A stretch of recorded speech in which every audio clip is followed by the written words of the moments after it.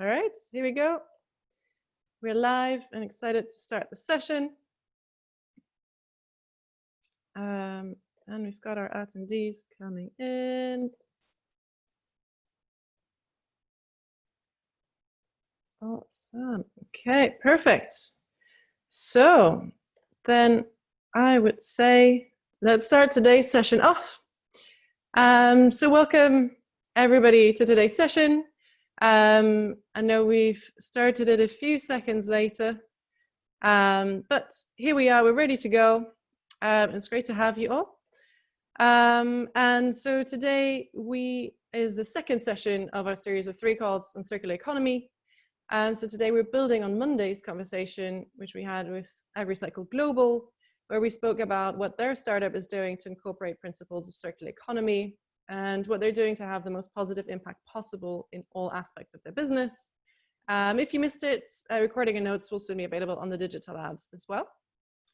So today it's my pleasure to welcome you to this open conversation on how to run a circular venture with founder and investor Jeff Anderson. And we've also invited panelists to today's session from our global TFF community who will be able to interact as well and ask some questions in the second half of this session. But of course, feel free to also interact with us using the chat and the Q&A. And for those of you who joined us on Monday, you already know Simona, who is our moderator, but let me introduce her again. So Simona believes in the power of experiential learning as a driver for innovation and change. She's a researcher with a background in management and food innovation. She's very international, and so in her professional experience, she worked in China as a consultant, in India for Ashoka, in South Africa and Mexico as part of the Global Entrepreneurship Summer School, and is calling today from Italy. And in the past 5 years, she collaborated with different food organizations, interviewed 500 plus food experts globally, and coordinated teams of researchers in various research areas. And her current focus is circular economy, which makes her the perfect host for these 3 live sessions. Simona, it's very good to have you. Thank you, Marie, and thank you all. So hi, everyone. Thanks for joining and welcome to the second session of the Circular Economy of Food Special. Today, I will have the pleasure to interview Jeff Anderson. Jeff is a serial entrepreneur who founded a cleantech startup, a venture capital firm, and serves on multiple tech company boards. Jeff is also a member of the Food Lab Accelerator at Google and has been involved in the TFF Flag Circular Economy of Food Prize. We will talk about how startups can successfully incorporate circular principles, how it might help them appeal to investors, and also what are big corporations doing in this space. So Jeff, welcome. I will start off by asking you to introduce yourself and tell us more about your professional journey. So we know that you have built a startup called Food Cycle Bioplastic that incorporates circular economy principles. What challenges have you faced? What have you done to overcome them? And what have been some of the successes and also some of your failures? Well, thanks, Simona, and thanks for having me. I'm really excited to be here. That's a big question, and I'm happy to take a swing at it. So I am Jeff Anderson, co-founder of Full Cycle Bioplastics. My other co-founder is actually my twin brother, as it turns out. So one of the keys to success is actually a good team. I founded Full Cycle Bioplastics after working in clean energy for a short while as the director of engineering, and after getting my master's degree in environmental engineering. So founded it back in 2014 with my twin brother, and did the long startup road to get to here. So it's been an interesting road with lots of successes and lots of failures too, of course, like any good startup journey. In getting here, some of the major milestones came in the face of getting first funding and getting off the ground at all. So for any startup, any circular economy startup or any new technology startup, getting people to believe in what you do is super, super important. So originally, investors may or may not want anything to do with you. So getting funding to do, quitting your job and being able to actually get out there and get to work full time on these things can be really, really tough.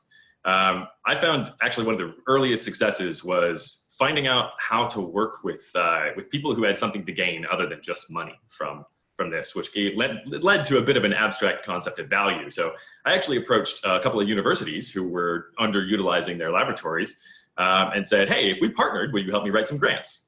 That's a very easy step in to get there. They said yes, and then that ended up getting me in touch with some of their local investors who are also philanthropists who ended up running a peach processing facility in Fresno, California. So taking one step back, full cycle bioplastics converts food waste, any organic waste, into a biodegradable polymer called PHA, polyhydroxyalkanoates, which is really a sciencey name.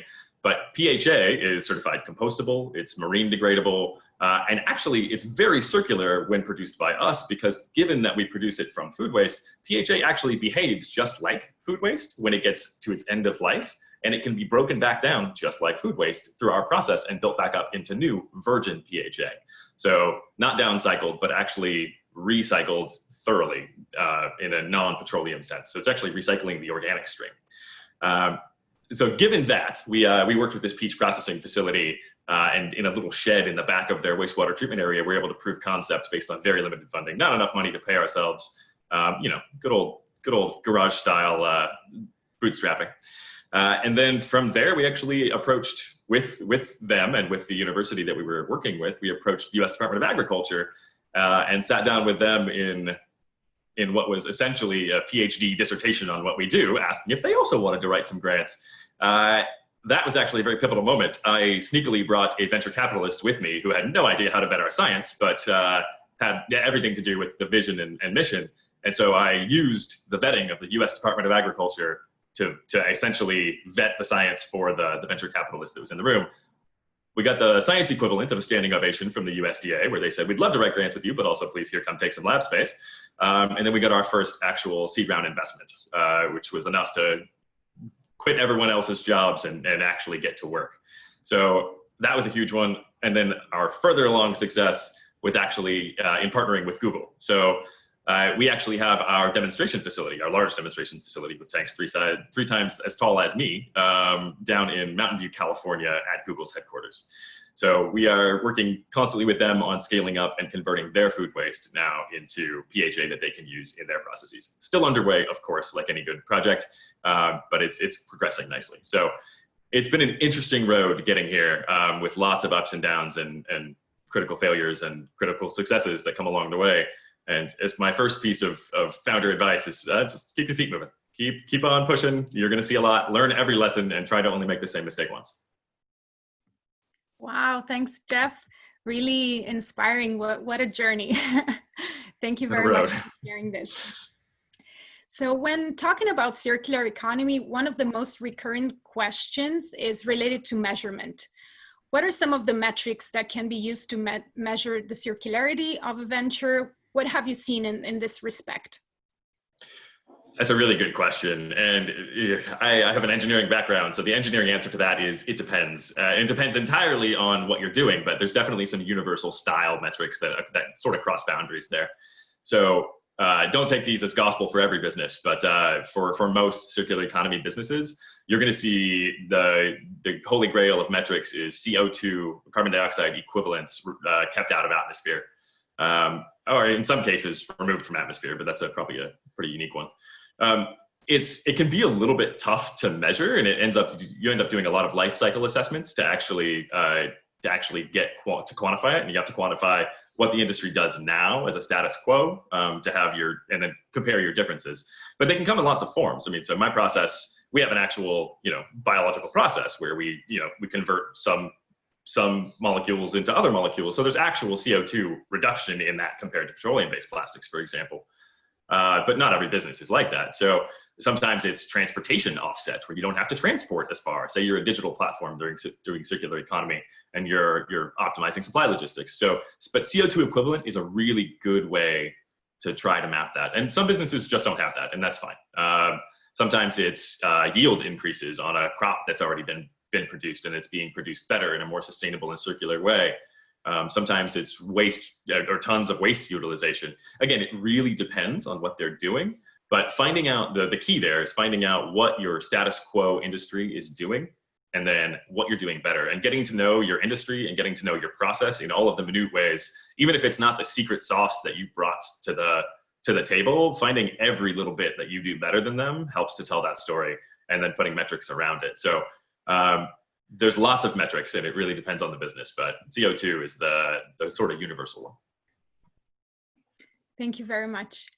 Now let's talk a little bit about startups, and also how startups can maybe learn from corporations. So how can a startup or a company incorporate circular economy principles and also make a profit?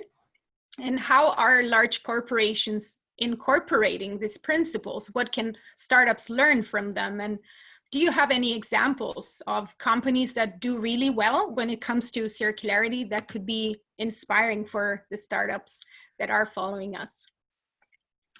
Absolutely. So how do you incorporate circular economy principles into your startup? Again, it depends a little bit, but as far as general rules, trying to take anything that is currently a waste and getting more value out of it, or getting it to turning an output, a waste output, into an input, a feedstock, is generally a great idea, whatever that may be. Optimizing your system to not just do what is the easiest thing, but to do what has the least downside. And again, there's so many different types of circular economy companies, so it's hard to speak to all of them in one example. But when it comes to say food production, it's using much more sustainable agriculture practices. When it comes to logistics, it's minimizing the amount of extra trucking and labor and all of those things. There's so many ways to do it, and many people only have one piece of the circle. So one of the major things you can do in telling your story is actually tagging in with a lot of the companies, startups or large companies, that have the other portions of the circle. So for example, my business is, we take food waste, which is usually the end of life for most people, and we bring it back around to there. So we partner with the companies that take the food now and turn it into food waste, and go around that circle, and building sort of coalitions and collaboratives that actually do that all together, and finding out who you're the missing link to and who your missing link is really useful, because you want to, it's great to do one piece better, but really closing those loops is super important as well. So as far as big companies doing circular economy, many of them are now. To speak to what Google is doing, who I have direct experience with, food at Google is, they feed their Googlers, and they feed a lot of them, as it turns out, on their campus. So they're doing everything they can. I mean, they've been using compostable style utensils and cups throughout their micro kitchens constantly, and now everyone's been doing the best they can, including Google, with what's technology's been available. And Google, good for them for being ahead of things. I mean, they're looking for the ways to do it better. Then I know they looked at a lot of projects when thinking about what to do with their organic waste. I believe even chickens in space was one of them. I don't have more details than that, but it was they looked at everything, is probably the thing to say. And then they found us as the best fit for an operational and sort of food shot idea that would actually close the loop for them entirely. So, and actually replace their petroleum-based plastics in their compostables. So other big companies, I mean, people are doing all sorts of things. Anytime they're trying to take their outputs, lots of large food processors are taking their outputs and either using it for cattle feed or for compost. But it really becomes a best and highest use scenario for those outputs. So if you can feed it to people, feed it to people. If you can't feed it to people, feed it to animals. If you can't feed it to animals, feed it to bacteria. And if you can't do that, make a fertilizer to feed it to more crops. And the bottom levels there can switch around depending on the details. But yeah, the better uses are coming along more and more. And all these companies are trying to do the best they can, while also still trying to make a buck. It's one of those things where I don't fault companies for wanting to make money. I mean, that's sort of the purpose, and also, feeding the planet in a lot of ways. But just now, companies are really starting to look at the new options for technology, for processes, for all of these things to actually do better.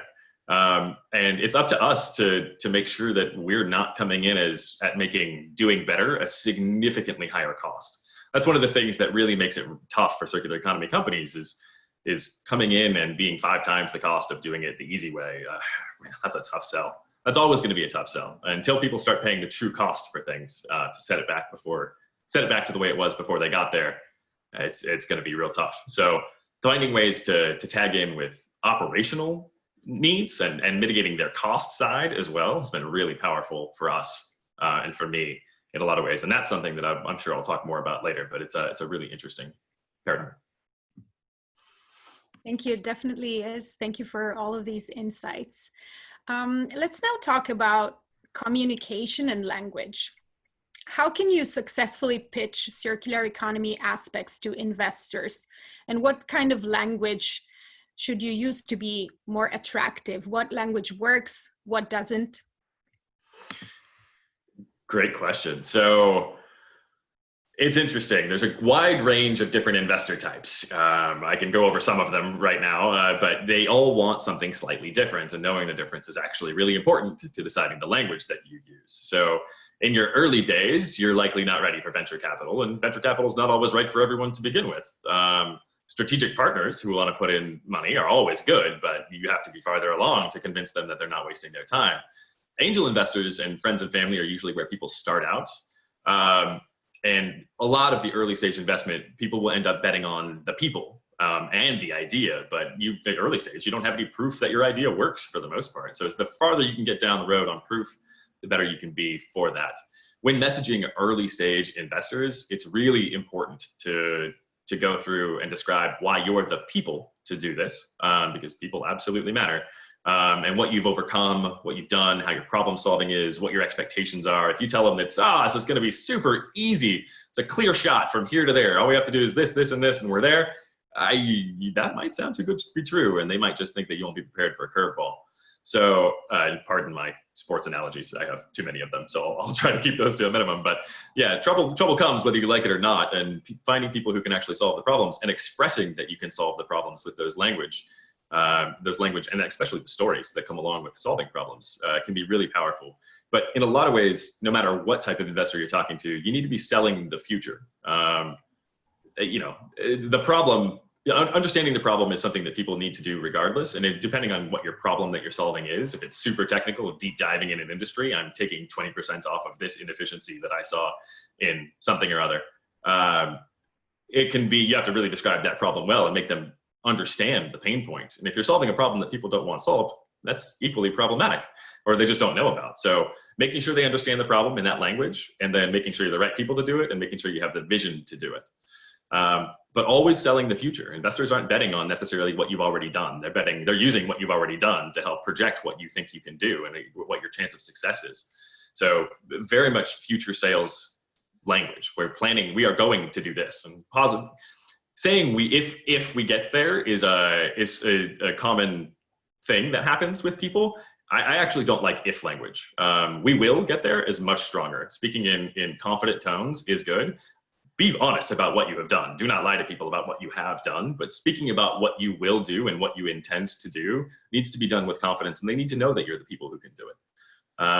So that's probably one of the biggest phrasing pieces that I would see, is speaking in confident, affirmative tones about what you're going to do. Now, of course, that won't carry you the whole way. That's just on top of everything else you need to do, but it is very, very useful in that sense.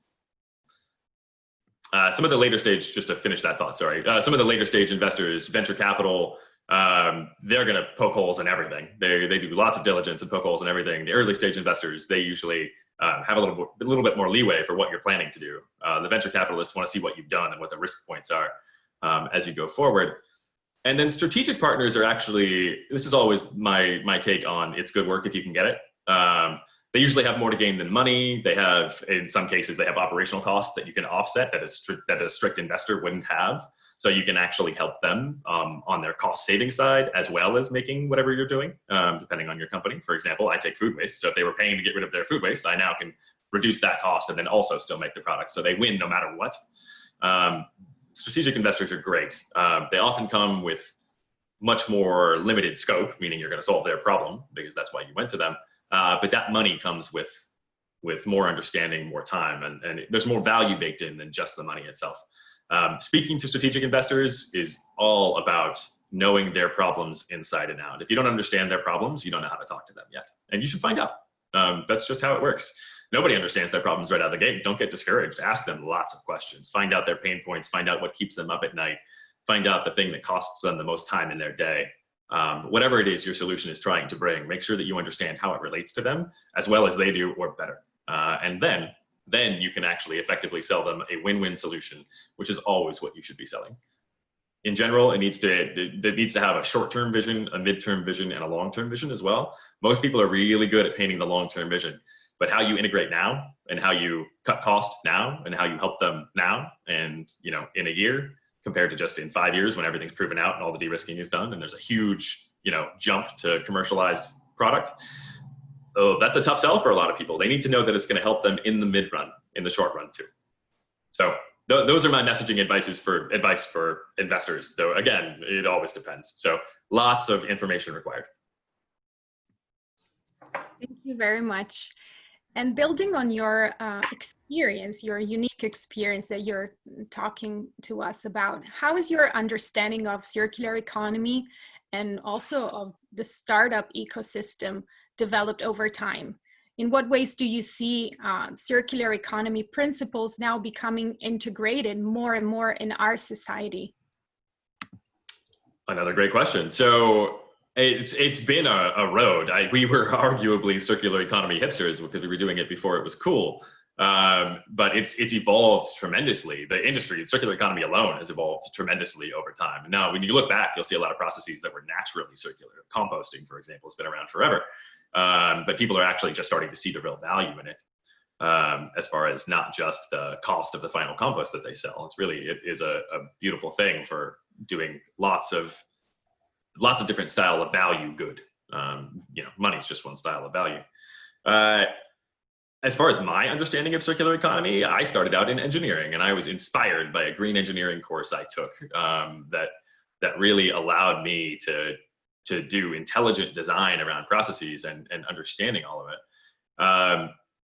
Back then, I didn't really know much. I just knew that I wanted to do well by doing good. There's a lot of ways to choose your path in this world, and you know, you can sell your labor for all sorts of things. I wanted to feel good at the end of the day, so I chose this. My understanding of circular economy has evolved tremendously over that period of time because there wasn't enough information for me, or at least I didn't access it well enough to get going with it early on. I was more hardcore science and what can we do.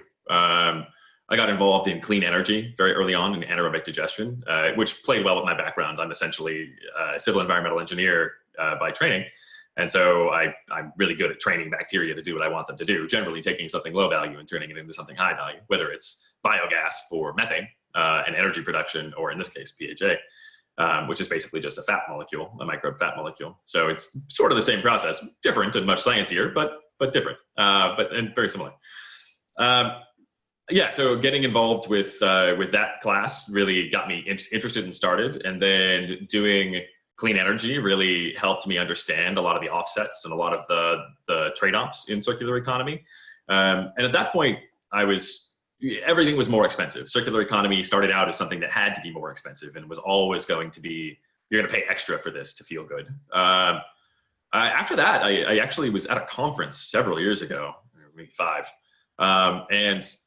and I heard a presentation on tunneling through the cost barrier, where of course everything in the early days starts out more expensive, but if you actually invest enough into it, it ends up getting past that hump and into the low cost curve on even this. So whether it's renewable energy, it doesn't matter what it is. Even some of those examples, it was owning a house, where if you invest enough into solar, into insulating, into all these things, your house becomes a profit center instead of a cost. So it actually, doing the right thing doesn't have to be the most expensive thing.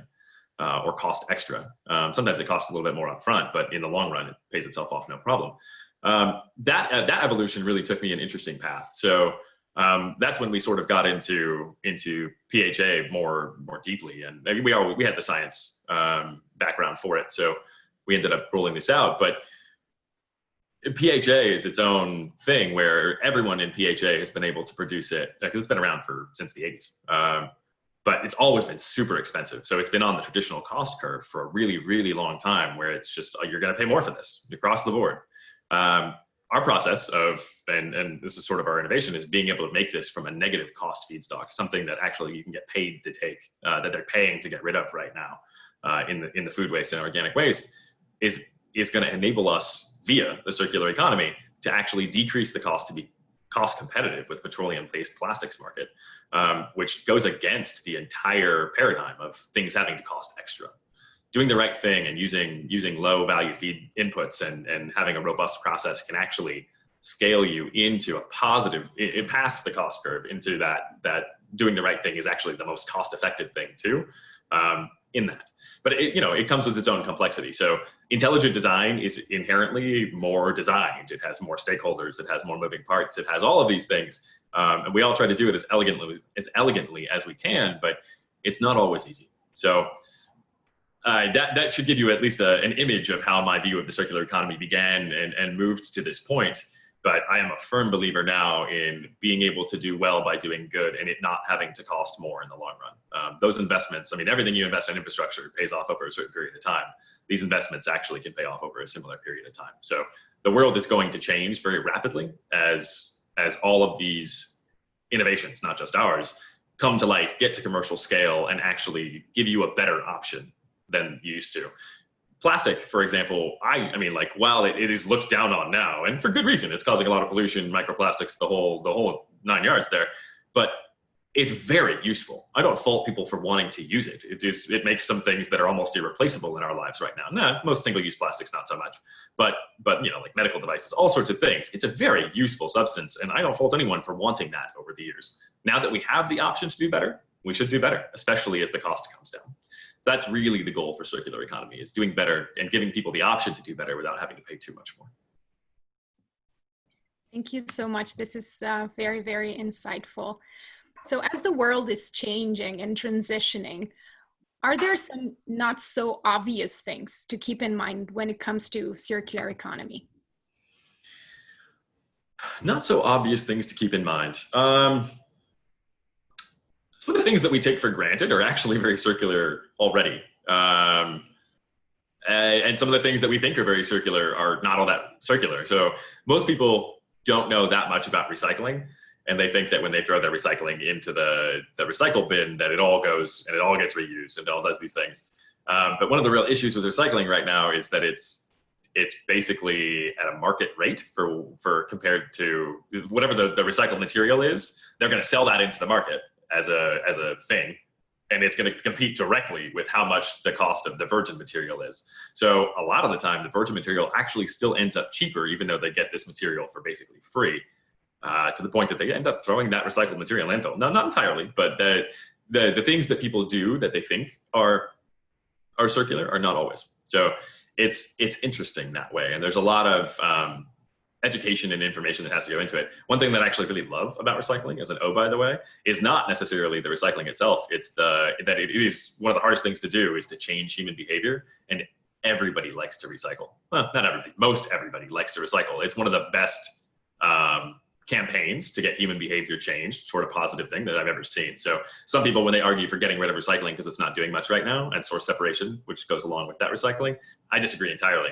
While it isn't necessarily there right now, getting that behavior changed is one of the biggest things that we've done, and we can use that for the future as new technologies come online.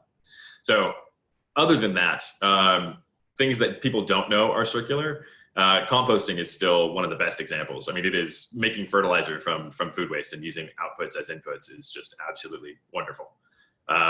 Paper is actually very recyclable too, and organic. So I'm actually a big fan of paper as well.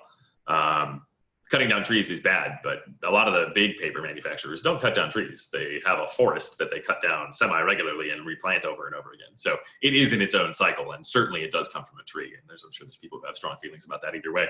But as far as sustainable resources, it's actually quite good. That's probably it on that one for now. Thank you. So to conclude this part and then giving the floor to the panelists, I would like to talk a little bit about the future. So what do you believe is still needed for the transition towards a circular economy of food? Great question. We have a ways to go. We're making tons of progress. We do still have a ways to go. And when I say we, I mean the circular economy. It's very interesting. Right now, people don't pay the true cost of items. And when I say the true cost, and I'm sure there's lots of literature on this, The true cost is really putting it back the way it was before you got there. I mean, people like to throw things away, and away doesn't really exist in a global world anymore. Away is just someone else's problem, and that all ends up coming around again and again and again, to the point that pollution gets bad, air pollution gets bad, plastic pollution gets bad.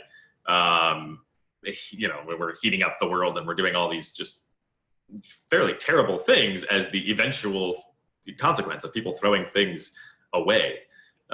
It's on us, on the companies that actually try to solve these problems, to come in as cost competitive with those who throw things away as we possibly can. But it is on regulators and advocacy groups and all that to start getting regulations changed and making people pay for the things that they're throwing away. And, you know, companies are usually against that and against a lot of these things, whether it's a carbon tax or whatever it is. But if you're putting out, you know, millions of tons of CO2 into the atmosphere and just not accounting for it, it needs to be accounted for somewhere. There needs to be something that actually starts paying the true cost of things. And that'll raise the cost of items to consumers. But here's the thing. They're going to be the ones paying the bill on the cleanup too. The consumers are, over time. Pushing the cost onto other countries is not an overly good idea either, though it feels like a way for now. But living in a global world, a way doesn't really exist any longer. We're not going to shoot things into space. And we're going to have to start dealing with what we have and getting people more bought in on both sides, on the regulatory side, where people actually start paying the true cost of things. And then on the technology side, where people try and make the right solution much more cost effective, or hopefully as cost effective as the throwing it away solution, the easy solution. That's really the focus areas that we need to work on going forward. And innovation is certainly the answer to it. Innovation and advocacy, for the most part, are the solutions to that. Thank you so much, Jeff. I'll now give the floor to our panelists for today. So we'll do the raise your hand approach. So whoever wants to start can raise. Okay, Ivani, you can go ahead. Hi, thank you, Jeff. Like, it was a great talk. A lot of things I wrote down here. So one thing is just like your company came out of seeing an opportunity based on the waste of other industries and our own day-to-day basis, like with food, and transforming this into plastics. And we have like two big problems in the world solved with one solution. So that was super inspiring. And I was wondering if we could kind of build like a database of industries where they put out like, okay, we have this problem here, we have this waste that we generate, and we don't know what to do with it. And then other people can like, okay, this is my input, you know, and kind of make this available for more people. And it's just like open data source, something like to generate new ideas and for people see the connections, because like sometimes we don't even know this is a waste product, and maybe another industry right in front of our door is going to use this as the basic materials for their products, you know, like just to make it more like communicable. I absolutely love that idea. I've seen, and thank you for the question. I've seen a few different things that touch on that, but don't address it directly. So I actually, one of my good friends actually runs a shared economy platform and a waste marketplace. So the idea of a waste marketplace is actually rather interesting. Nobody likes the term waste, but one man's trash is another man's treasure, or at least feedstock in a lot of senses. So in the agriculture world, people do spend a lot of money getting rid of agricultural wastes that can be used for other things. There's other shared economy things that overlap the circular economy, getting better use out of assets, all sorts of things like that. But a public version of that would actually be really powerful as far as just aligning people and connecting people to start closing those loops themselves. Some people who have large needs already do that in a more manual way.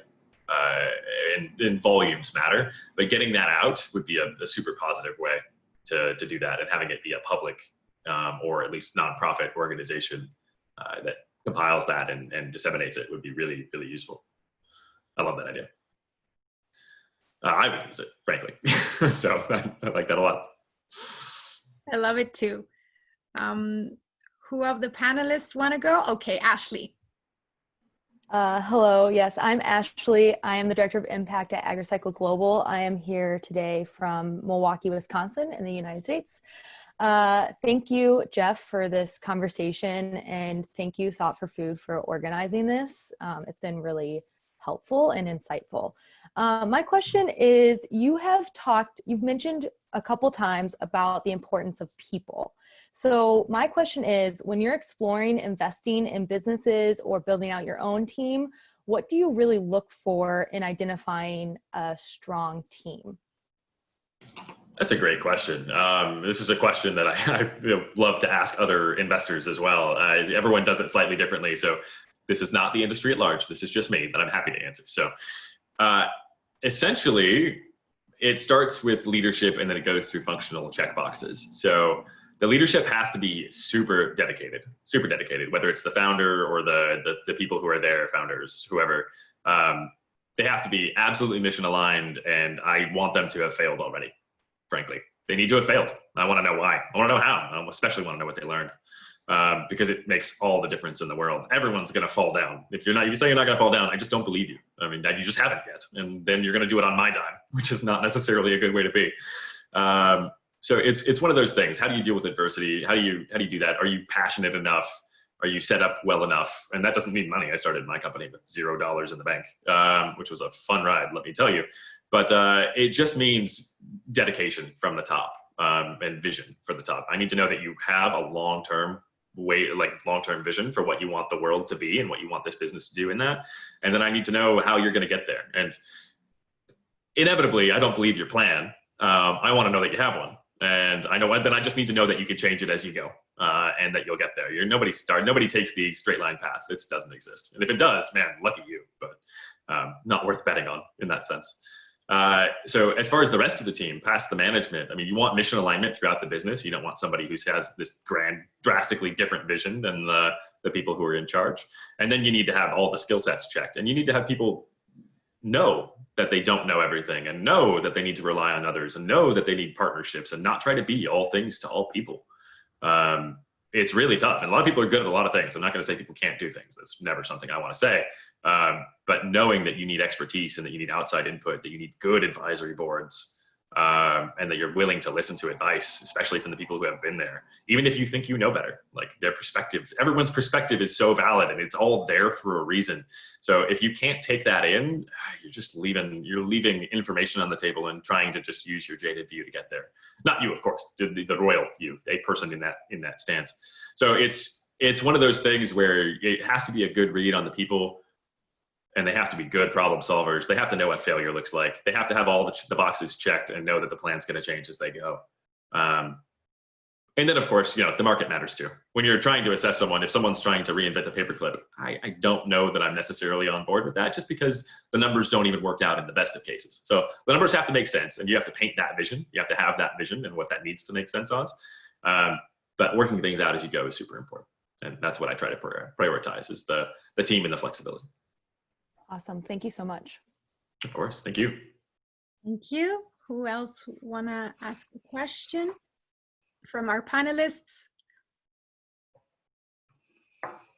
I can go. Okay. Hi, Jeff. Thank you for sharing all your insights. Very, very interesting startup journey. I can definitely relate as a founder. I started Kosher Foods 5 years ago, and I am also a regional coordinator of Thought for Food, currently in Toronto, Canada. I know you touched a little bit on the true cost accounting, and how when we throw things away, we think it magically disappears, and it's not. And a lot of it is coming back in terms of whether it's loss of biodiversity or climate change.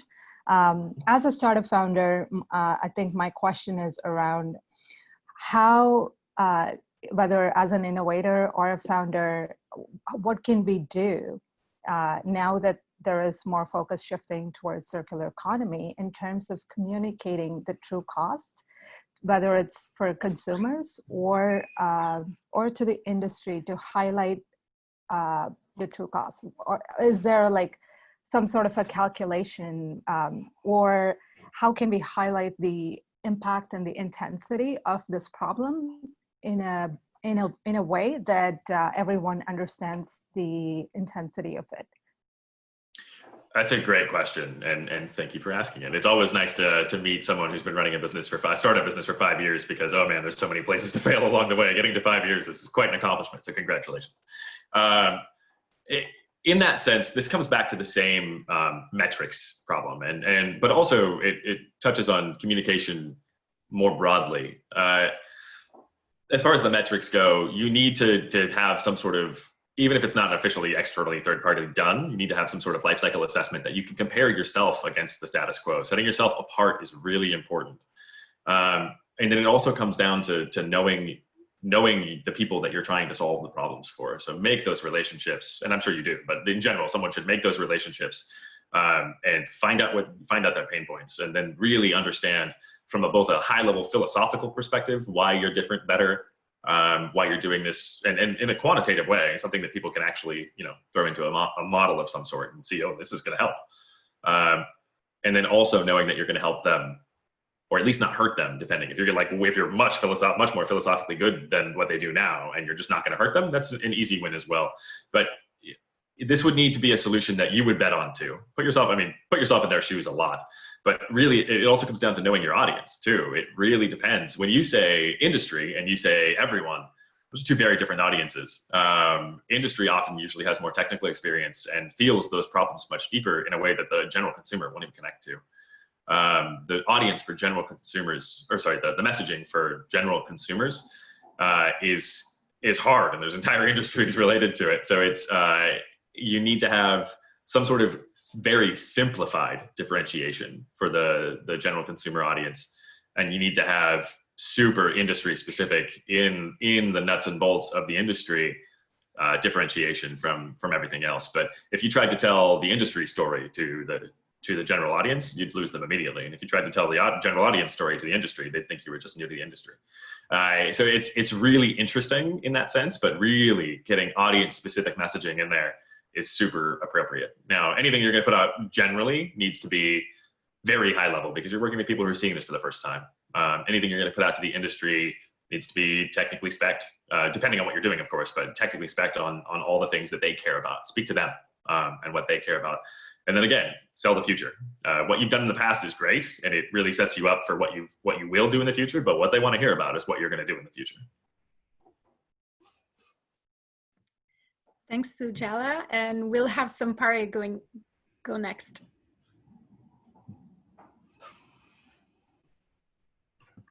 Sampari, maybe try to unmute yourself. Perfect. Hello, yeah, great. Jeff, that's great. I must appreciate your insight into the area. I want to ask, from your presentation, it's obvious that the bioplastics will definitely cost a bit higher than the non-degradable ones. So I want to ask, who pays for your product, and how do you manage to convince your consumers that this is a better product than the non-biodegradable one, so you should fall on my product? It's a great question, and it comes down to, and thank you for asking it, but it comes down to how much different the cost is going to be, and where you are in your technology scaling curve, what your economies of scale are. So this is again with the short, mid, long scenario, and finding solutions that match the short, the mid, and the long. For the example of my bioplastic, and we can expand that out to other industries as well, my bioplastic, it will, as we're producing smaller quantities, the costs are much higher, and the costs go down as we start producing more and more, much larger quantities at any given location. The economies of scale is the term for that, and that happens quite a bit. Well, on that scale up journey, it's really important to find people who have higher value niche applications, higher margin, higher value, that can do that. And those will often be much smaller markets than your end dream market that you want to be in. You want to swap out all the plastics in the world. That's a $700 billion market. Yay, that's great. But it's going to take you 20 years to build enough plants, even on a good day, on a good projection, to actually start to do that. So being able to make money and have your models reflect being able to make money in higher margin, smaller industries and smaller markets coming out of the gate is super important. So again, this is the short, mid, long vision. They need to know that you've thought about the short, the mid, and the long, And then it's about after that. So it's, once you're past that cost curve and you've got your niche applications and then more volume and slightly less niche, higher market but lower margin, and then commodity style, which is its own cost competition. Once you're at commodity scale production of these things, which at that point you've usually already done very well and you've carved yourself a niche, so it's a good problem to have. But once you're at commodity scale, it's going to be about the real differentiators. So petroleum-based plastics, are an active problem. People are banning plastic bags around the world. People are doing all of these things. So they're getting regulated against in a lot of ways. Whereas we are, our stuff is marine degradable. It's compostable both home and industrially. And PHA in general has been certified as a fish food additive. So it's digestible by bacteria, by animals. I've eaten some, though I wouldn't recommend it. It's got a weird gritty texture. All these things are really useful, and being able to do that will be able to get you a small cost premium. But in the end, it's going to be regulators, best practices, all of the things, and good sustainability narratives for the companies that end up using the products to actually make up that cost difference if there is one at commercial scale. And for most products, there will be a cost difference in the circular economy, and that's hard. And you've got to really try and minimize that difference, because that is the difference in you being accepted as a common technology and not. And when I say you, I mean the royal you, as someone. So it's a conundrum, but the whole idea behind this is you're a mission-driven circular economy business, and people, if all of the things are equal, they're going to go with you. If things are slightly tilted, this is where the stuff comes in. You really have to sell your differentiators in a huge, huge way. Look for those niche applications. And then once you've gotten to commercial scale, you'll already have the niche markets in tow. And then you'll be able to build on that base to try and actually take on big markets. That's the best advice I can give, but overall, the closer you can get to price parity, the better. That'll make your journey so much easier. Okay, so I have a follow-up. Please. So from the look of things, it appears you have to produce more to be able to make some profits, or to be able to sell at a fair price, right? So looking at this, do you still believe that this is an area startups could venture into? Because as a startup, you cannot produce in such large quantities to be able to sell at a reasonable price, to be able to attract prospective customers. Do you believe this is an area startups like young and upcoming businesses can venture into? That's one of those things where you have to have people's long-term vision in mind too, to get those early adopting customers. And you have to, the messaging is so important for early adopting customers, because in an ideal world, you're going to align with people who can actually sell more of their products, and thus on that sales margin, they'll sell more of their products because they're using something like you, because they tell that story so well that not just the value of the product in their supply chain, for example, but you'll actually be moving the needle on their sales volumes, where they will make more money because of you. That has to be baked into your scenario. So early adopters are willing to take a higher price, and they all want to see it go down as you get bigger, but it needs to make sense for them in the short run. So you'll find it's not impossible. It's hard, and business development is always hard for new technologies. But it's not impossible, and you need to find mission-aligned groups that already do outreach in those areas, whether it's through incubators and they're partnered with them, whether it's through accelerators, whether it's through academia and getting grants to try and, again, keep your feet moving and plan that pivotal path all the way to commercialization. It's never a straight line. So for me, it was academia to peach processing to government facilities and grant writing to venture capital to other, and selling product was never in there. There was no selling product during that time. That we didn't sell anything. We were just basically developing and getting people bought in on the vision. So your vision is super important, and it's your biggest asset in this time. They need to believe in you and believe that you can do it. And sometimes that's all you'll be selling for 5 years. So keep that in mind, and keep your feet moving, keep progress coming in, keep updates coming in, and keep pushing. Thank you, Sampara. I believe Fabricio wanted to go next. Yeah, thank you. Thank you so much. Good afternoon, everyone. And thank you, Jeff, to share this nice information and about circular economy. I'm a CEO and a founder at Feitosa Food Tech. We work with bananas. They use and reuse the bananas to make our products in Brazil. And I know it's very hard to get the community sometimes involved locally. I'm sharing this with you. So, and my question for you, and how do you do to or recommend to engage the big companies and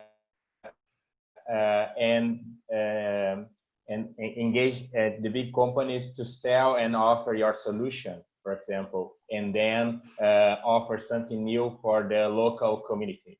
I'm asking you this question because in here sometimes it's very hard to get involved with the big ones, the big companies, to put some money or invest in this kind of solution and offer something green to the local communities.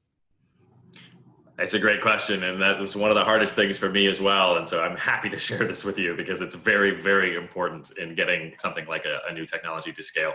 So the big companies want something that's going to work for them now. Everyone wants it now. They want it now. Some of them have the vision to wait longer and do that, but even then, there's a certain amount of risk that you won't even get there. So get to scale and do all those things.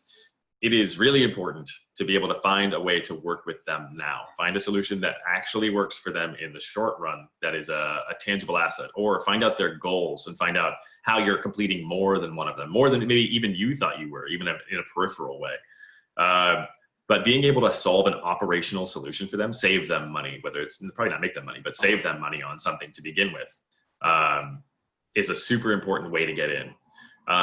Even getting in the door though can be hard. So it's good to go through to find out what the company, I mean, you gotta really hunt these things. You gotta find out what that company, specific company or a group, the industry does, and what their trade shows are, what their different things are, where they go, who they talk to, where they invest their R&D money.